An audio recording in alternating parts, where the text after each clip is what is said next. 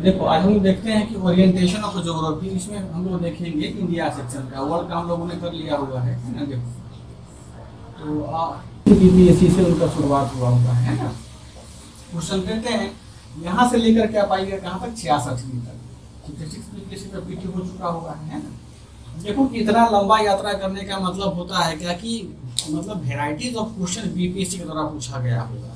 न केवल बीपीएससी के द्वारा बल्कि जो बेसिक चीजें हैं भूगोल का, वो बिहार दरोगा, बिहार एसएससी, यूपीएसआई, यूपीएससी या फिर यूपीपीसी, झारखंड में हर स्टेट पीसीएस में, यूपीएससी में भी पूछा जाता है ना।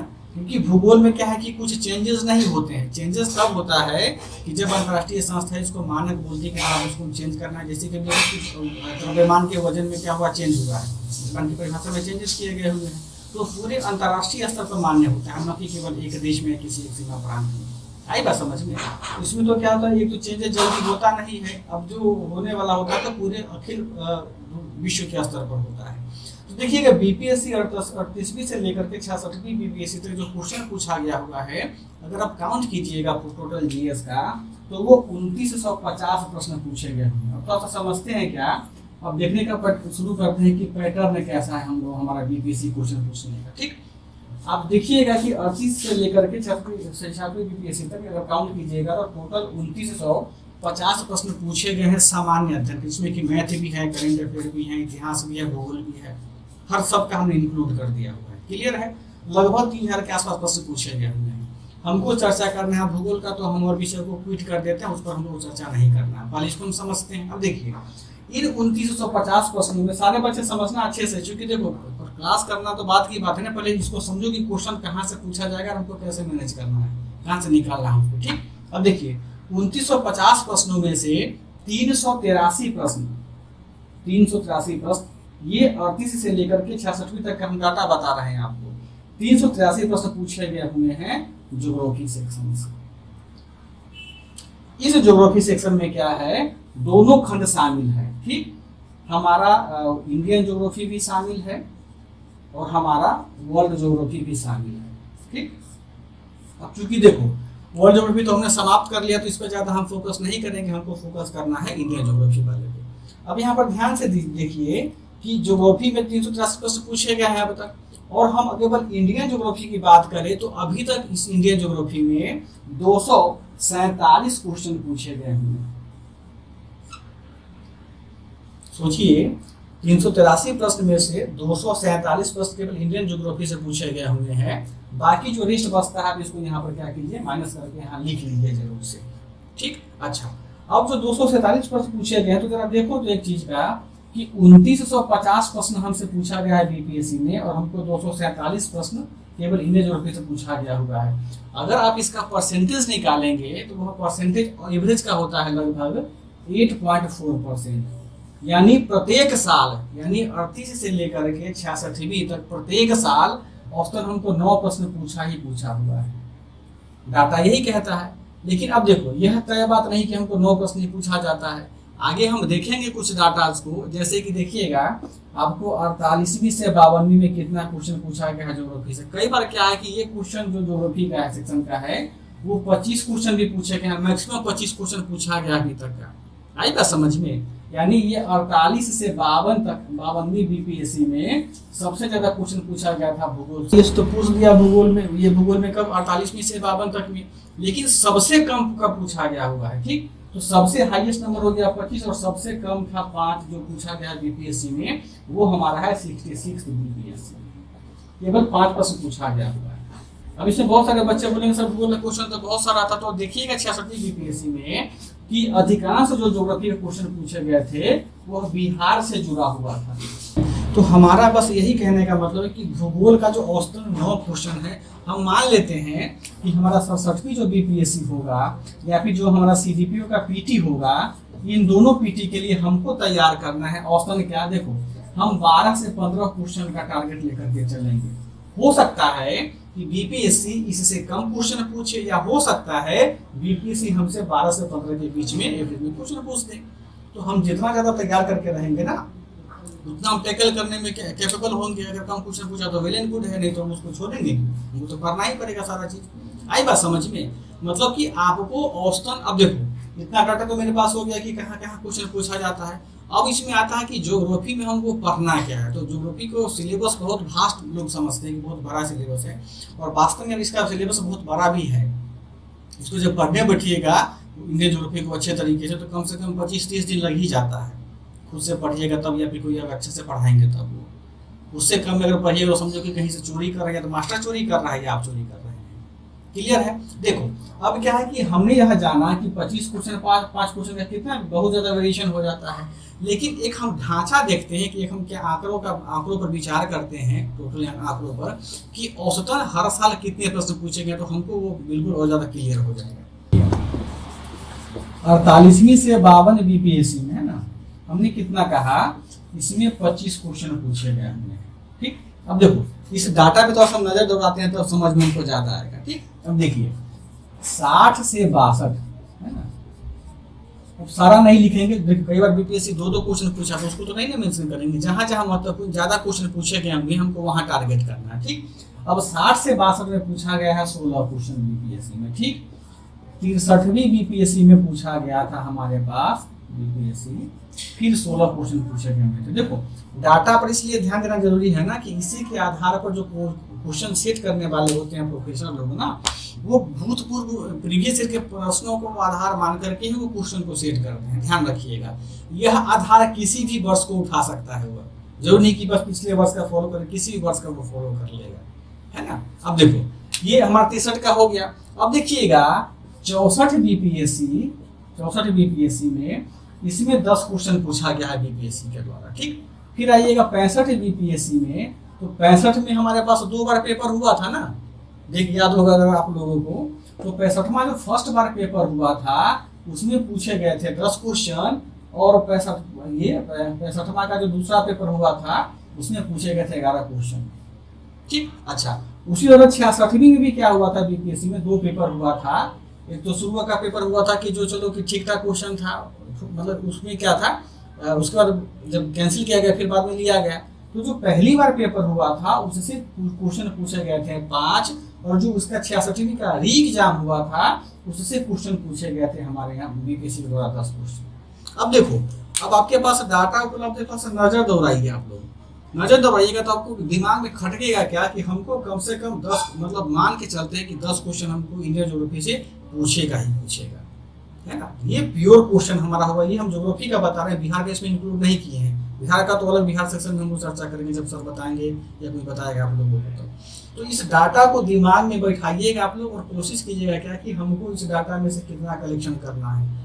अब जरा सोचिए, इसको आगे पीछे बढ़ाइए। देखिए 16 था, 10 था, फिर 10 था, 11 हुआ, फिर 5 हुआ, 10 हुआ, यानी अब तो कम हो गया। इससे कम का तो संभावना नहीं बनता है, यानी आप कल्पना नहीं कर सकते कि इस बार हमको 2 ही क्वेश्चन पूछेगा। अब क्या होगा, हो सकता है रिवर्स करे, हो सकता है 12 क्वेश्चन पूछे, 15 क्वेश्चन पूछे, यानी मान के चलिए कि 10 क्वेश्चन हमसे पूछेगा ही पूछेगा। अब देखिए बीपीएससी ने क्या किया, 5 क्वेश्चन पूछा 86 में, उसको गलती का एहसास हुआ कि भाई 5 क्वेश्चन बहुत कम पूछ लिया हमने। अब क्या कि इसने टारगेट किया, जो नया पेपर लिया रीजन उसमें 10 क्वेश्चन पूछ लिया, सीधा डबल कर लिया। तो अब आप बिल्कुल मेंटली तैयार रहिए कि 67वीं बीपीएससी हो या सीडीपीओ पेपर हमारा जब होगा, हमको 10 से 12 प्रश्नों का पूछेगा ही पूछेगा, हमको अपना जवाब देना ही पड़ेगा। बात समझ में आया। चलो ये तो हो गया हमारे क्वेश्चन का, ज्योग्राफिक सेक्शन का जो क्वेश्चन कैसे हमसे पूछा जा रहा है। अब हम देखते हैं क्या कि टॉपिक ऐसे कौन कौन है जो हमको पढ़ने हैं पीटी के दृष्टिकोण से, और जो हमको सेकेंड पेपर जीएस में मदद भी करेगा, यानी मेंस के लिए भी वो हम। अब हमारे पास क्या है कि कुछ, अब ज्योग्राफी हो गया हमारा। अब क्या है कि इम्पोर्टेंट टॉपिक कौन कौन है हमारे पास, है ना। इम्पोर्टेंट टॉपिक्स कौन कौन से हैं जिसको कि हमको पढ़ना है। महत्वपूर्ण टॉपिक, अब देखो महत्वपूर्ण टॉपिक लिखने का तो लिख दिया हमने, लेकिन हमने किसी भी टॉपिक को नहीं छोड़ा है। पढ़ना आपको सब है, पढ़ना आपको सब है, और हम भी क्लास में सब चीज़ों का कोशिश करेंगे डिस्कस कर देने का। ठीक, अब यहाँ ध्यान दीजिएगा, जैसे 11th क्लास की जो एनसीईआरटी है, देखो अभी कोई कुंजी मत पढ़ो। एनसीईआरटी की बुक होता वो, या फिर परीक्षा वाली की भूगोल आती वो काफी अच्छी किताब, आप उसको पढ़िए। बाकी और भी कुंजी फुंजी अभी नहीं पढ़ना है, जब रिवीजन करना हो तब लूसेंट या क्राउन का पढ़ लीजिएगा। अब यहाँ ध्यान से देखिएगा कि अगर आप बीपीएससी के प्रीवियस ईयर के क्वेश्चन पेपर देखे होइएगा या यूपीएससी का क्वेश्चन देखे होइएगा, खास करके भूगोल का, तो उसमें कौन कौन से चैप्टर महत्वपूर्ण होते हैं कि जो हमको पढ़ना है। ठीक, अच्छा, ये हमको टॉपिक कौन कौन से पढ़ने हैं उसको जरा क्लासिफाई कर लेते हैं। ठीक, देखिए अब सबसे पहला महत्वपूर्ण टॉपिक होता है, देखिएगा कहीं पर भी कोई भी अच्छी किताब जो होती है ना, वो पहले भारत की संरचना के विषय में बात करता है। ठीक, तो सबसे पहला जो हमारे पास टॉपिक होता है वह टॉपिक है भारत का भौतिक भूगोल। भारत का भौतिक भूगोल। ठीक, अब इसकी पूरी किताबें जब ऑप्शनल पढ़िएगा तो पूरी किताबें पढ़ना पड़ता है। ठीक है ना, यानी ये होता है फिजिकल ज्योग्राफी ऑफ इंडिया। ठीक, अब देखिए इस टॉपिक में क्या है कि हमने लिखा कि भारत का भौतिक भूगोल हमने लिख दिया था। अब हमसे पूछा क्या जाता है कि इसके विषय में जो सामान्य सी जानकारी पूछी जाती है। देखिए इसमें क्या पूछेगा आपसे, हम बता दे रहे हैं। जैसे आपके पास मैप है, सबके रूम के मैप होता है, तो इस भौतिक भूगोल में हमको क्या पढ़ना है कि पीटी के दृष्टिकोण से हमको इसका केवल और केवल जनरल इंट्रोडक्शन पढ़ना होता है, जो सामान्य परिचय होता है उसमें। अब देखो इस खंड में क्या होता है कि जो हमारा भारत है, वह भारत का क्या है कि अक्षांशीय विस्तार क्या है, देशांतरीय विस्तार क्या है, सबसे पूर्व का बिंदु कौन, सबसे पश्चिम का बिंदु कौन सा है, पूर्व का बिंदु कौन सा है, उत्तर का बिंदु कौन सा है, नीचे का बिंदु कौन सा है, और भारत के कितने पड़ोसी देश हैं, भारत की स्थिति कहाँ है, कौन से मतलब महादेश कॉन्टिनेंट के कौन से एरिया में है, किस समुद्र के आसपास में है। तो यही सामान्य सी जानकारी ही आपको पढ़नी होती है पीटी के दृष्टिकोण से। आएगा समझ में? तो भौतिक भूगोल देख करके आप लोग डरिएगा नहीं कि भाई पूरी किताब पढ़नी है हम लोगों को। आई बात समझ में? देखिए अब इसमें जो सब टॉपिक हमको पढ़ना है, उसमें सब टॉपिक को थोड़ा सा क्लासिफाई कर लेते हैं ताकि आप लोग को समझ में आ जाए, है ना। देखो हमने क्या कहा इसमें कि सबसे पहले हमको पढ़ना होता है कि जनरल इंट्रोडक्शन, यानी सामान्य परिचय। ठीक, सामान्य परिचय। देखो इसमें क्या पूछेगा आपसे कि बिहार, देखिएगा बीपीएससी ने बहुत बार पूछा है कि भारत का अक्षांशीय और देशांतरीय विस्तार निम्नलिखित में से है, आपको चूज करना होता है ऑप्शन। तो ये जब सामान्य परिचय आप पढ़िएगा तो सामान्य परिचय में ही सबसे पहले आपको ये इनकी चर्चा कर दी जाती है कि इनका कौन से कॉन्टिनेंट में है, क्या है। अब देखो इसी के आगे जब पढ़िएगा ना, इसी में आपको मतलब जुड़ा हुआ है अक्षांश और देशांतर, है ना, अक्षांश एंड देशांतर, देशांतर विस्तार, लैटिट्यूड और लॉन्गिट्यूड। ठीक, अब देखो भौतिक भूगोल में जो पहला चैप्टर हम लोग पढ़ेंगे वो सामान्य परिचय पढ़ने के बाद में हम सीधा आते हैं अब क्या कि मानक समय पर। मानक समय पर देखिएगा बहुत, यहाँ तक कि यूपीएससी बहुत क्वेश्चन पूछता है ना कि भाई भारत का मानक समय है ग्रीनविच से इतना घंटा आगे, ग्रीनविच से इतना घंटा पीछे। भारत का रेखा गुजरता है, जो भारत का अपना है ना भाई स्टैंडर्ड टाइम, वो गुजरता है किन राज्य, किस जिले से, कौन कौन से राज्य गुजरते हैं, है ना। तो जो हमारा स्टैंडर्ड टाइम होता है, स्टैंडर्ड टाइम के विषय में हमको बस थोड़ी सी जानकारी चाहिए होता है, यहाँ क्या है, और 15 मिनट चलते हैं पूर्व तो दूरी घटता है या समय घटता है, उसी की चर्चा करना है। बीपीएससी बहुत सारा क्वेश्चन भी पूछा हुआ इन सब चीज़ों से, केवल रटना नहीं है, चीज़ों को समझिएगा, क्वेश्चन गलत नहीं होगा भूगोल से, बहुत नंबर 100 में 100 नंबर देने वाला है ये सब चीज़ें। ठीक, अब देखो मानक समय के बाद हम लोग पढ़ेंगे 4 पॉइंट, है ना, 4 पॉइंट्स, यानी 4 पॉइंट्स का मतलब क्या होता है कि चारों बिंदु, हमने चर्चा किया ना, पूछा जाता ना कई बार कि भारत का सबसे दूरस्थ बिंदु कौन सा है, दक्षिणतम बिंदु कौन सा है, बहुत बार बीपीएससी ने क्वेश्चन पूछा हुआ है। ठीक, और एक लास्ट हमारा होता है भारत का, वरना माइक बंद कर दीजिए, सीमावर्ती देश, है ना, बॉर्डर कंट्री, है ना, या फिर नेबर कंट्री। अब देखिए सबको पता है कि भारत में कितने पड़ोसी देश हैं। अब दिमाग लगाता है बीपीएससी की सबसे लंबी सीमा किसके साथ बनाती है, सबसे छोटी सीमा किसके साथ बनाती है। बात समझ में आया? तो इन सब चीज़ों पर हमको फोकस करना है, ज़्यादा डीप नहीं जाना है। तो बताओ तो कि ये इतना हमने डिस्कस किया भौतिक भूगोल में, तो मेरे ख्याल से आप लोगों ने, सबने बच्चा ने भूगोल पढ़ा होगा, जो पुरानी चीज़ें हैं वो दिमाग में आपको रिकॉल हो गई होगी, है ना। तो ये हमारा सामान्य भूगोल में या फिर भौतिक फिजिकल ज्योग्राफी में हमको इतना ही टॉपिक पढ़ना है। ठीक, ये हमारा पहला सेक्शन का क्लासिफिकेशन था। सारे बच्चों को समझ में आ गया इसमें? इसी से ज़्यादा इसमें मत पढ़िएगा तो आपको बहुत समस्या हो जाएगी। हाँ, एक चीज़ और इसमें पढ़ना होता है, देखिए जैसे कि हमने कहा कि अभी समुद्री ये वो तो उसमें उसको छोड़िए, उसको हम आगे पढ़ लेंगे। मतलब इन्हीं 4 चीजों को इसमें समाहित कीजिए, इसमें से अगर पढ़ लीजिएगा तो 1 नंबर आपका बिल्कुल पक्का हो। देखिए ना, आपके पास अगर प्रीवियस ईयर बनाए होंगे क्वेश्चन तो यही से ना पूछता है, कहाँ से क्वेश्चन पूछ रहा है। अगर किसी बच्चे ने सॉल्व किया होगा क्वेश्चन पेपर तो ये निकलेगा आप लोगों को, है ना। देखो, फिजिकल ज्योग्राफी पढ़ने के बाद में अब हमको एक और टॉपिक महत्वपूर्ण पढ़ना होता है, वो है भारतीय भू आकृति, है ना। ये काफी महत्वपूर्ण है, भारतीय भू आकृति। अब देखिए, बीपीएससी ने 2002 में केवल एक ही बार मेंस में क्वेश्चन पूछा था, मतलब जीएस की बात हम बता रहे, जीएस पेपर सेकंड वाले में एक बार क्वेश्चन पूछा था कि भारत को विभिन्न भौतिक प्रदेशों में बांटे एवं प्रत्येक भौतिक प्रदेशों की चर्चा करें। उसके बाद आज तक नहीं पूछा ये सब, है ना। देखिए, भारतीय भू आकृति, ठीक। अब क्या इसको बोलते हैं कि जियोलॉजिकल स्ट्रक्चर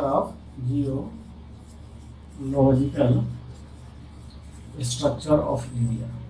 अब देखिए, अब केवल जो लंबा लंबा क्लासिफिकेशन हो रहा है ना, केवल इन्हीं 1, 2 और एक और चैप्टर आगे पढ़ाएंगे, केवल उन्हीं में अपवाह तंत्र, उसके बाद बिल्कुल सब सीरियली चलता चला जाएगा। अब देखिएगा कि यह जो भू आकृति है ना, यह क्या है कि इसको भौतिक प्रदेश भी बोलते हैं कहीं कहीं, ध्यान रखिएगा, तो कंफ्यूज नहीं कीजिएगा आप लोग, है ना। भौतिक प्रदेश, भू आकृति कह लेता हूं या भौतिक, दोनों एक ही, सब दोनों का मीनिंग एक ही होता है।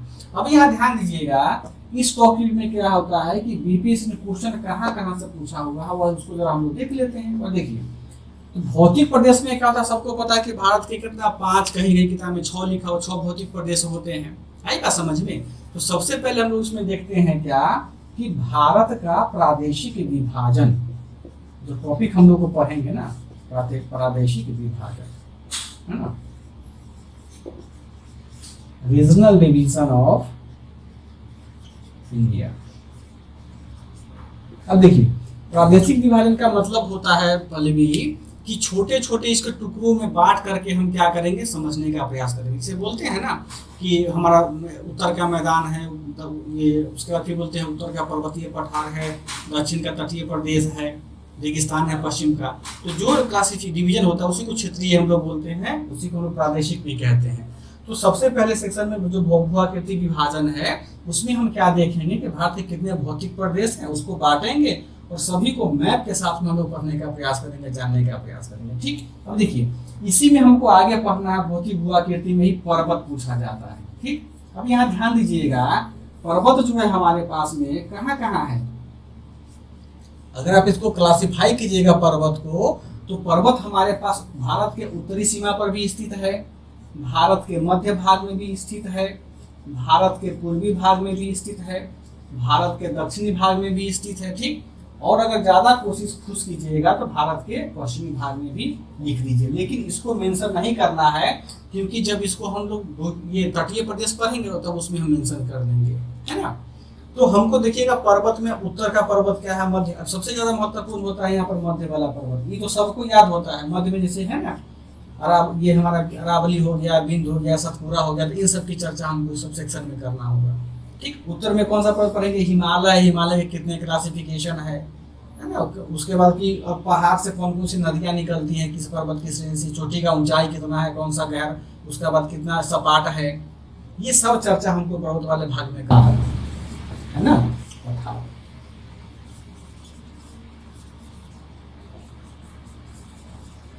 अब देखिए, अब पठार में क्या आता है कि हमको पढ़ना, इसको बोलते हैं प्लेटो। पठार क्या है कि पठार तो पता है आपको कि भारत में 2 ही जगह पठार पाया जाता है, एक हमारा जो बीच का मध्य भाग है ना, दक्षिण का पठार, तो जाइएगा तो मेघालय का पठार।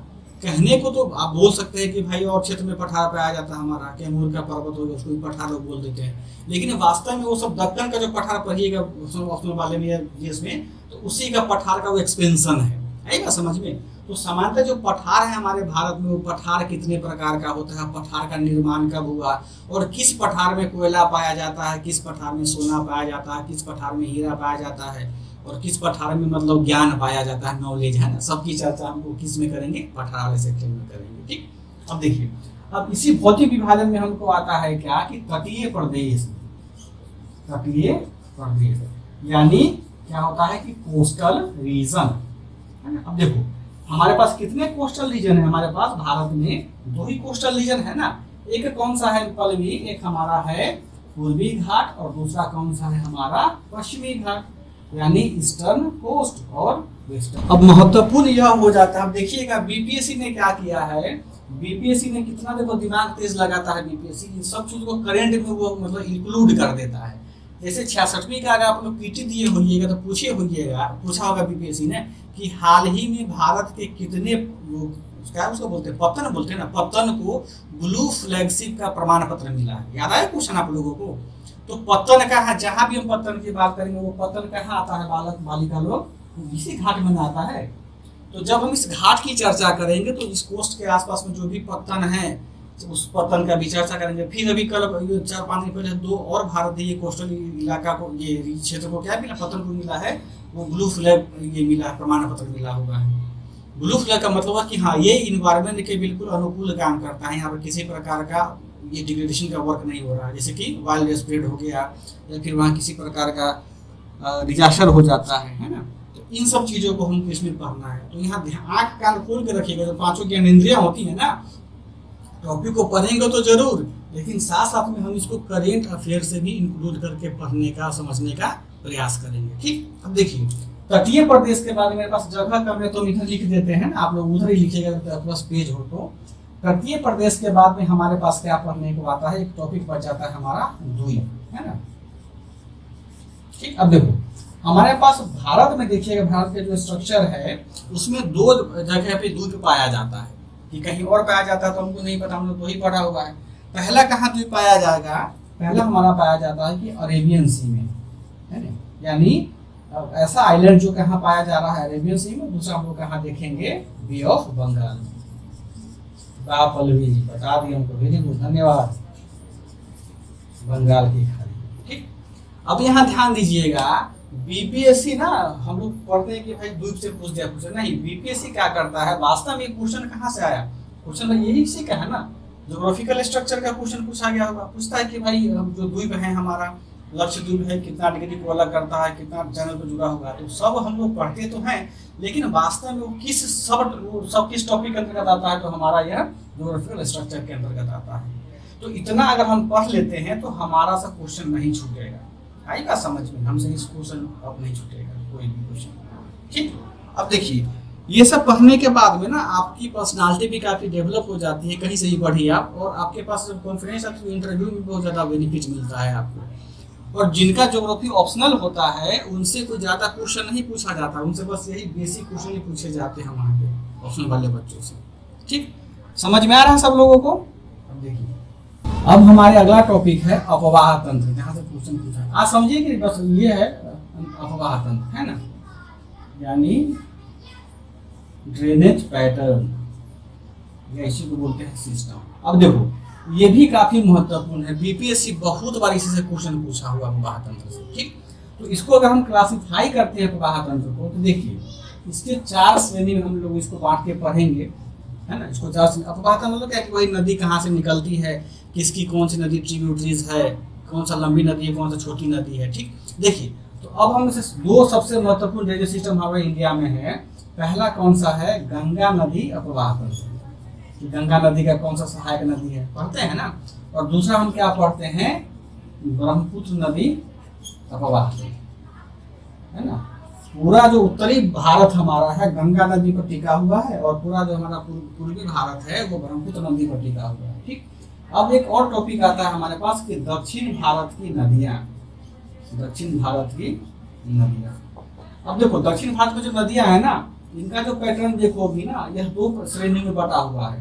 पहला एक वैसी नदी होती है कि जो कहाँ गिरती है, बे ऑफ बंगाल में गिरती है, और दक्षिण भारत की कुछ ऐसी भी नदियाँ हैं कि जो कहाँ गिरती है, ये क्या नाम उसका, अरेबियन सी में गिरती है। ठीक, तो हम इसको दोनों को पढ़ेंगे। अच्छा, अब क्या होता है कि अब इसके बाद में क्या पढ़ेंगे, अन्य नदियाँ, जो छोटी छोटी और नदियाँ होती हैं, उन नदियों की भी हम थोड़ा बहुत चर्चा कर लेंगे इसमें। अब देखिए इसी अपवाह, ये जो टॉपिक हम पढ़ रहे हैं ना, ये हम लोग केवल प्लेन रीजन में पढ़ रहे हैं, यानी जो भारत का जो प्लेन रीजन वहाँ हम लोगों ने पढ़ा।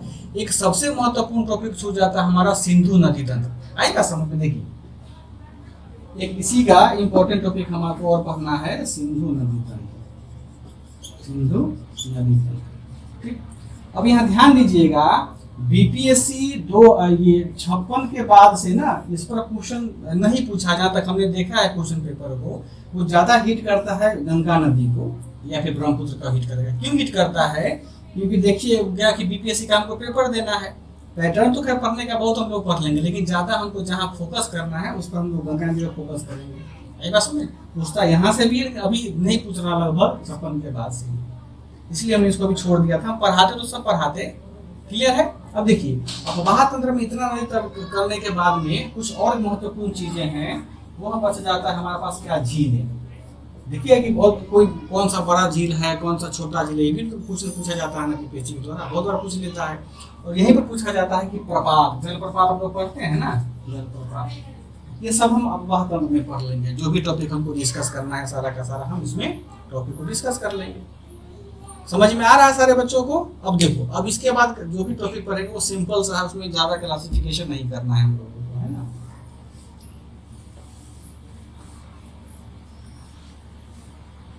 देखो अब क्या है कि चौथा टॉपिक हमारा है, इतना टॉपिक पढ़ने के बाद वो है बहुत आसान, पीटी के लिए ज्यादा ये माथा पिची मत करना, ठीक। अब देखो अगला महत्वपूर्ण टॉपिक हम लोगों का है कि भारतीय जलवायु, है ना, जो क्लाइमेट हमारा है उसके विषय में पढ़ना पड़ेगा। तो देखिए कि इसकी सबसे अच्छा जो नोट्स आपको मिलेगा जलवायु का, वो एनसीईआरटी उठाइए 11th क्लास का, जो भारतीय जलवायु पढ़ लीजिए, उससे क्वेश्चन बाहर नहीं पूछेगा आपसे, ठीक। अब देखो भारतीय जलवायु में क्या पढ़ना है हम लोगों की, जैसे अब इसमें देखिएगा क्लासिफाई करके, तो इसमें सबसे महत्वपूर्ण टॉपिक हमको पूछा जाता है कि मानसून की उत्पत्ति कब होती है, उसका क्या क्या क्राइटेरिया होता है, ये केवल बीपीएससी पूछ लेता है ना। फिर ऋतु परिवर्तन के विषय में पूछ लेता है ना, मानसून पूछेगा, ऋतु परिवर्तन पूछेगा, और सबसे महत्वपूर्ण एक और टॉपिक हमारा बच जाता है इसमें, ये क्लाइमेट में वर्षा, इससे क्वेश्चन बहुत बार पूछा जाता है कि भारत में सबसे अधिक वर्षा कहाँ होती है, सबसे कम वर्षा कहाँ होता है। इसी को उल्टा करके पूछ देगा किसी संदर्भ में, आपको बिहार के संदर्भ में पूछ देगा, ठीक। अब देखिए इसके बाद 5वां टॉपिक पढ़ना है मिट्टी। मिट्टी वही कि मिट्टी कितने प्रकार का होता है, मिट्टी में कौन सा तत्व पाया जाता है, मिट्टी कौन सा खेती की जाती है, तो ये अब बिल्कुल आसान आसान आगे हमको पढ़ते चले जाना है, ठीक। अब देखिए अगला टॉपिक देखिएगा तो वो हमारे पास आता है प्राकृतिक वनस्पति, प्राकृतिक वनस्पति, है ना, नेचुरल वेजिटेशन। अब देखो ये काफी महत्वपूर्ण हो जाता है प्राकृतिक वनस्पति, क्योंकि अभी हाल फिलहाल में वो भारतीय वन रिपोर्ट जारी किया गया हुआ है। तो अब इसमें क्या पूछेगा हमसे प्राकृतिक वनस्पति में कि भारत में कितने प्रकार के वन पाए जाते हैं, कोई आपको पेड़ का नाम दे देगा, पूछेगा हाँ ये निम्नलिखित में से किस वन प्रदेश की प्रजाति है या किस वन में यह पेड़ उगता है, पहला क्वेश्चन। दूसरा पूछ सकता है कि भाई भारत में किस राज्य में सबसे ज्यादा सघन वन है, विरल वन है, कैनोपी बहुत अधिक है ना। इन सब चीजों को पढ़ने के लिए सबसे बेहतर उपाय क्या है कि प्राकृतिक वनस्पति को समझिए कितने प्रकार का वन होता है, और सीधा जंप कहाँ करना है हमको, भारत सरकार का जो रिपोर्ट है वन रिपोर्ट देहरादून से प्रकाशित होती है, उसका रिपोर्ट का एक्सटेंशन करके या उनको संदर्भ में लेकर के हम लोग आगे पढ़ने का प्रयास करेंगे। हमारा वनस्पति से यहाँ खत्म हो जाएगा, जो भी जानवर कहाँ पाए जाते हैं सब कुछ की चर्चा इसी में होती चली जाएगी, है ना। यानी इसी में हम लोग क्या पढ़ लेंगे इंक्लूड करके कि वन रिपोर्ट भी पढ़ लेंगे 2019 वाला, है ना, हमारा काम इससे हो जाएगा, ठीक। अब देखिए अब सबसे महत्वपूर्ण इसके आगे जाइएगा तो वो हमारा होता है एग्रीकल्चर, कृषि, है ना। अब देखो कृषि में क्वेश्चन क्या पूछेगा आपसे, तो कृषि में दो तरीका से बीपीएससी क्वेश्चन पूछता है, ठीक। एक तो आपसे पूछेगा स्टैटिक का मतलब होता है जो परंपरागत क्वेश्चन होता है सो, और दूसरा आपसे क्या पूछ लेगा करंट में आपको क्या करेगा, फिर इकोनॉमिक सर्वे से पूछ लेगा या फिर बजट से पूछ लेगा। जैसे कृषि से जुड़ा हुआ कोई भी योजना बता देगा, बोलेगा कि सरकार ने कितना पैसा खर्च किया है इस योजना में, हाल फिलहाल में कौन सी कृषि योजना लॉन्च किया गया हुआ, तो हमको तो लगेगा कि भाई साहब ये तो करंट का क्वेश्चन, ये वास्तव में किसका क्वेश्चन होता है, वो क्वेश्चन होता है हमारा एग्रीकल्चर का। आएगा समझ में? तो एग्रीकल्चर के जितने भी एस्पेक्ट्स होंगे उन एस्पेक्ट्स को हम लोग इस एग्रीकल्चर चैप्टर में पढ़ने का प्रयास करेंगे, है ना। चाहे वो परंपरागत कृषि का तरीका है, कहाँ झूम खेती की जाती है, कहाँ सीढ़ीनुमा खेती की जाती है ना, कृषि का पैटर्न क्या क्या है, बिहार में सबसे ज्यादा कौन सा अनाज उपजाया जाता है। कई बार बीपीएससी का दिमाग खराब होता है, वो कॉपी चेक कर सेट करते हैं, पूछ देगा कि सर भारत में सबसे ज्यादा अधिक की कौन सा फसल उत्पाद उपजा है, चावल है, गेहूं है, जौ है, मोटी अनाज, आपको ऑप्शन दे देगा। तो वो उसका दिमाग खराब होगा तो आपको करंट अफेयर से जोड़ के पूछ देगा। लेकिन हमको एग्रीकल्चर का क्या है कि ज़्यादातर कोशिश करना है कि स्टैटिक पोर्शन को लेकर के पढ़ें। इसका तो टॉपिक जो है हम इकोनॉमिक सर्वे या बजट में या फिर करंट अफेयर जो पढ़ेंगे हम लोग, उसमें कंप्लीट इसका हो जाएगा। आई बात समझ में? अब देखिए कृषि के बाद में और क्या पूछा जाता है हमसे, खनिज, है ना, यानी मिनरल्स के बारे में पूछा जाता है। जैसे अभी बिहार में पोटास मिला, पोटेशियम का भंडार मिला है ना, देखिएगा नाम रोहतास जिले में। हो सकता है बीपीएससी क्वेश्चन पूछ दे कि बिहार के किस जिले में ये पोटास मिला या पोटेशियम मिला हुआ है, जिला का नाम दे देगा या फिर वो पहाड़ का नाम दे देगा या फिर पठार का नाम दे देगा, चट्टान का प्रकार दे देगा। आई बात समझ में? जब हम चट्टान रॉक पढ़ेंगे तो उस रॉक में हम देखने का प्रयास करेंगे सब चीज़ों को। तो अब भारत में कितने प्रकार के खनिज है और खनिज का कहाँ कहाँ ज़्यादा वितरण है। जैसे कि देखोगी कि तांबा का ये खेतरी जो है राजस्थान का, वो तांबे के लिए प्रसिद्ध है। काफ़ी बीपीएससी ने पूछा भी हुआ है कि खेतरी प्रसिद्ध है तांबे के लिए या तांबे के लिए प्रसिद्ध खाने हैं। तो सब कुछ खनिज में ही चला आएगा हम लोग को। बीपीएससी बहुत बार इस क्वेश्चन को हिट किया हुआ है। ठीक, अब देखिए अगला हमारा क्वेश्चन बनता है, वह क्वेश्चन बनता है हमारा उद्योग पर, इंडस्ट्री पर। इसमें देखिए बिहार चूंकि हमको बीपीएससी का तैयारी करना है ना, तो हमको ज्यादा फोकस करना है हस्तकरघा उद्योग पर, है ना, हस्तकरघा उद्योग पर। तो छोटे मोटे मतलब माइक्रो, ये समझो कि एमएसएमई होते हैं ना, उस पर भी फोकस करना है, लेकिन ज्यादा हमको हिट करना है हस्तकरघा उद्योग का। हो सकता है इसी से इसको करंट में जोड़ करके पूछ दे आपसे, है ना, तो हमको प्रिपेयर रहना है। फिर देखो और कौन सा टॉपिक पढ़ेंगे हम लोग, फिर पढ़ेंगे परिवहन, है ना, यानी ट्रांसपोर्टेशन। अब देखो कि ये भारत सरकार ने क्या किया है, बहुत ज्यादा काम किया परिवहन पर। अब देखिएगा यहाँ भारत सरकार का जो NHAI है, औरंगाबाद से लेकर जयनगर तक एक हाईवे ही बना रहा है 6 लेन का, बिहार का पहला वह लेन है। तो काफी महत्वपूर्ण हो जाता है कि भाई वह लेन बिहार के कितने जिलों से होकर के गुजरेगा। जो करंट का भी क्वेश्चन बन जाता है, जो परिवहन पढ़ेंगे उसमें भी क्वेश्चन बन जाता है हमारा। आई बात समझ में? वाटर वे वन कहाँ से गुजरता है, बिहार के कौन सा एक नाम दे देगा NH का, पूछेगा कहाँ से गुजरेगा। जैसे सिवान का दे दिया था 60-65। जब भी पढ़ाइएगा तो करंट को जोड़ते हुए आप पढ़ाइएगा। हम तो ऐसा ही पढ़ाते हैं जी, अगले का पता नहीं। नहीं बेस्ट होगा। एक नहीं बोलती है चिंकी मिंकी अपनी कमेंट में कि हमने तो मारा उसको, इसका पता नहीं। तो हम तो ऐसे ही पढ़ाएंगे, दूसरे काम को पता नहीं, है ना। करंट जोड़ के पढ़ाने से हम लोगों को मेहनत कम लगेगा। देखिए परिवहन हमारा हो गया। अब हम देखते हैं सबसे महत्वपूर्ण चला आता है हमारा, एक आता है भारत की प्रजाति, है ना, भारत की प्रजाति। प्रजाति को बोलते हैं अंग्रेजी में रेस, है ना। हम देखते हैं ना कि बहुत लोग बोलता है कि अरे वो दिखने में सुंदर है, वो खराब है, उसका नाक निकला है, उसका ओठ मोटा है, उसका आंख धंसा हुआ है। तो ये सब जेनेटिकली होता है, जो जीन का होता है उससे होता है। और वो जीन किस पे डिपेंड करता है, तो हमारा जो प्रजाति संरचना होता है उस पर डिपेंड करता है। वो मंगोलॉयड है कि एस्ट्रोलॉयड है कि कौन सी प्रजाति का वो प्राणी है, जीव है। तो बीपीएससी बहुत बार क्वेश्चन पूछा हुआ है इन सब चीज़ों से। आगे हम डिस्कस करेंगे कि कौन से ईयर में कौन कौन से क्वेश्चन पूछा गया होगा उसको, फिर आगे और देखेंगे हम लोग। ठीक, तो ये हमको कि भारत की प्रजातियाँ हमारी हो गई। अब और ज़्यादा आगे पूछिएगा बीपीएससी, देखिए कहाँ कहाँ से क्वेश्चन पूछता है। एक और काफी महत्वपूर्ण टॉपिक है, हमेशा पूछा जाता है बीपीएससी के द्वारा, वह टॉपिक हमारा कौन सा है, नहर और सिंचाई। नहर और सिंचाई देखिएगा बीपीएससी 63वीं बीपीएससी में पूछा था पीटी में कि बिहार में सबसे ज्यादा सिंचाई की जाती है। ऑप्शन था कुओं से, तालाबों से, नहरों से, एक और था चापाकल की पंप से दिया हुआ था। बहुत लगता है कितना आसान है, आसान है, बल्कि वो भूगोल का टॉपिक और काफी डीपली पढ़ना पड़ेगा हम लोगों को। डीपली मतलब क्या कि हाँ ठीक ठाक पढ़ना पड़ेगा, तब जाकर हम उसको क्या कर पाएंगे, कंप्लीट कर पाएंगे, है ना। यानी बिहार में जो कैनाल हमारा हो गया या फिर जो इरिगेशन हमारा हो गया, उसके विषय में हमको जानकारी प्राप्त करनी है। ठीक, अब देखिए अगला हमारा है पशु संसाधन 16। पशु संसाधन बीपीएससी का भाई उनका अपना जलवा है, पूछ देगा बकरी के सबसे ज्यादा बिहार में किस पशुधन की संख्या अधिक है ना, बकरी का है कि भेड़ का है कि गाय का है कि बैल का है। तो ये मतलब ये सब बिल्कुल एक ही 10 मिनट में खत्म हो जाएगा, 5-10 मिनट का टॉपिक है, ज़्यादा डीपली नहीं पढ़ना होता है हम लोगों को। तो ये सब पढ़ने के बाद में ना आराम से कॉन्फिडेंट आपको हो जाए कि हमको कुछ टॉपिक कर लेना है ना। इसको लाइव स्टॉक बोलते हैं पशु संसाधन को। ठीक, अब देखिए अब जहाँ जो सदाबहार टॉपिक हम लोगों का है, वो टॉपिक हमारा है जनसंख्या, पॉपुलेशन। देखिए यानी जनसंख्या 2011, अभी तो 2011 ही चल रहा है ना, तो हमको 2011 का ही डाटा पढ़ना है। तो जनसंख्या का देखिएगा, अगर आपके पास जो भी पहले का किताब हो या फिर बुक हो आपके पास में, उसमें देखिए होइएगा क्या कि जनसंख्या से बीपीएससी ने बहुत बार क्वेश्चन पूछा हुआ है। ठीक, इसका एग्जाम्पल हम बताते हैं कि 63वीं बीपीएससी में 3 क्वेश्चन खाली जनसंख्या से पूछा हुआ था, और 64वीं बीपीएससी में 5 क्वेश्चन पूछा हुआ था खाली जनसंख्या से।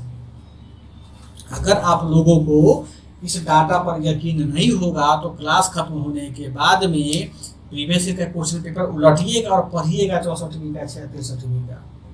तो सोचो कि कितना महत्वपूर्ण हो जाता है हमारा पास सेंसस करना। यानी इस सेंसस से आपका इंडिया का जो ज्योग्राफी तो कंप्लीट हो गया हुआ, साथ साथ में आपका बिहार का भी सेंसस मजबूत होता चला जाएगा। तो इसको हम लोग क्विट नहीं कर सकते हैं। आई बात समझ में? अब देखिए, जनसंख्या पढ़ने के बाद में एक और टॉपिक हम लोगों को पढ़ना होता है, वह होता है ऊर्जा, एनर्जी, है ना। जैसे पूछ देता है बीपीएससी की बिहार में प्रति व्यक्ति बिजली उत्पादकता कितना है, या भारत में प्रति व्यक्ति बिजली उपभोग क्षमता कितना है, तो ये सब ऊर्जा में ही आता है। तो खास करके क्या होता है कि ऊर्जा के सेक्शन में ना, अभी जो रिन्यूएबल एनर्जी पे काम कर रहा है, नवीकरणीय ऊर्जा पर जो काम हो रहा है ना, उस सेक्शन पर बीपीएससी या कोई भी जो स्टेट पीसीएस होता है वो ज़्यादा फोकस करता है पूछने के लिए। ठीक, आई बात समझ में? एक और टॉपिक हमारा बच जाता है, वो हमारा होता है चट्टान, है ना, रॉक्स। तो ये तो खैर ज़्यादा महत्वपूर्ण है, पढ़ेंगे हम लोग भी। इसको क्या करेंगे, लास्ट में देख लेंगे, जब पढ़ना होगा हम लोगों को तब पढ़ लेंगे। अब देखो, इतना टॉपिक हम लोगों को पढ़ना था। टॉपिक तो लगता है भाई बहुत है, कैसे खत्म होगा, तो सब खत्म हो जाएगा। अगर समस्या है तो समाधान भी उसका होगा, पढ़ेंगे, पढ़ाई करके खत्म करेंगे। अब देखो, अगर आपके पास डाटा होगा या फिर आप लोगों ने काम किया होगा, तो हम 60-62 से उठाते हैं। हमने क्या कहा था कि 60-62 में 16 क्वेश्चन पूछा था पीटी में, केवल इंडियन ज्योग्राफी से। तो उसमें कौन कौन से टॉपिक पूछे गए थे, ठीक है। तो अगर आप क्वेश्चन देखिएगा, उसमें पूछा गया था कि नीलगिरी मतलब पूर्वी घाट पश्चिमी घाट को कौन पर्वत मिलाता है। तो जब हम क्वेश्चन पढ़ेंगे ना, ज्योग्राफी वाला सेक्शन पढ़ेंगे ईस्टर्न घाट को, उसमें मिल जाएगा हमको। प्रजाति से क्वेश्चन पूछा गया हुआ था, अपवाह तंत्र से क्वेश्चन, ये 60-62 की बात बताते हैं आपको। अपवाह तंत्र से क्वेश्चन पूछा गया हुआ था। उसके बाद आपको कहें क्या कि कृषि से क्वेश्चन पूछा गया था, फसल से क्वेश्चन पूछा गया हुआ था। मतलब है कि अगर हम उसको कॉमनली अगर बांटने का प्रयास करें ना, तो जनसंख्या सबसे हिट टॉपिक होता है कि जनसंख्या से आपको 3 क्वेश्चन आराम से 3-4 क्वेश्चन एवरेज आपको आ ही जाता है। हमको हिट कहाँ करना, हमको वह देखना है। बस समझ में। 66वीं में देखिएगा, आपको प्रजाति पर क्वेश्चन पूछा हुआ है, ऊर्जा पर क्वेश्चन पूछा हुआ है, वन पे क्वेश्चन पूछा हुआ है। अगर बीपीएससी अपने आंसर को परिवर्तित ना करे और किसी प्रकार से वह ना बदले या किसी प्रकार से विवाद उत्पन्न ना हो उनके प्रश्नों पर, तो जो भी हम लोग डाटा पढ़ेंगे, जो सरकार जो डाटा देती है, वह डाटा को ही मान्य होगा, हम लोग जनरली उसी पे काम चल जाएगा। लेकिन बीपीएससी तो कुछ और मानने चली जाती है ना। तो जितने टॉपिक है ना, हमको कोई भी टॉपिक नहीं छोड़ना, हमको सारा टॉपिक पढ़ना, क्योंकि हमको भाई 10 से 12 नंबर के लिए काम करना है इन सब टॉपिक्स में। तो ये हमारा भूगोल का क्या हुआ कि जो आज का ये था कि क्लासिफिकेशन कैसे कैसे हम लोग पढ़ करके करेंगे, उस पर हम लोगों ने चर्चा किया है। अब कुछ आप लोगों को डिस्कस करना है, कुछ पूछना है, तो हम लोग हमसे पूछिए, हम कोशिश करेंगे आपकी समस्या का समाधान करने का, है ना।